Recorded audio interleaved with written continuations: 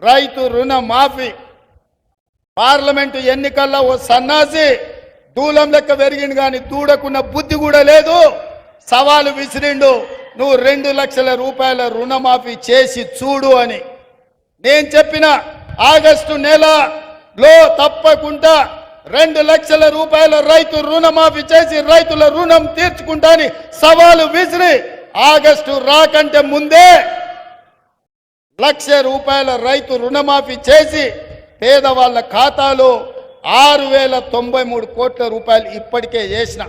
ఈ రోజు ఈ వేదిక మీద నుంచి తెలంగాణ రాష్ట్రంలో ఉన్న లక్షలాది మంది రైతాంగానికి నేను మాట ఇస్తున్నా, జూలై 31 తారీఖు దాటకంటే ముందే 1,50,000 రూపాయలు ఉన్న ప్రతి రైతుకు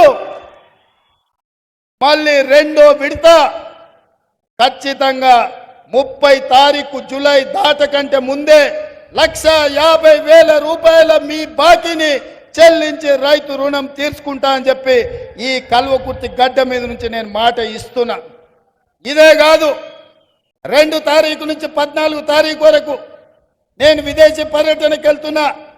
వచ్చిన ఎంబడే 2 లక్షల రూపాయల వరకు రైతులకు ఉన్న రుణాలను మొత్తాన్ని ఆగస్టు నెలలో పూర్తి చేసి మీకు ఇచ్చిన మాట నిలబెట్టుకొని తెలంగాణ రైతాంగం యొక్క రుణం తీర్చి మీ రుణము తీర్చుకునే బాధ్యత ఇచ్చినందుకు మీకు కృతజ్ఞత చెప్పుకునే అవకాశం ఆగస్టు నెలలో నేను తీసుకుంటాను తెలియజేస్తున్నా.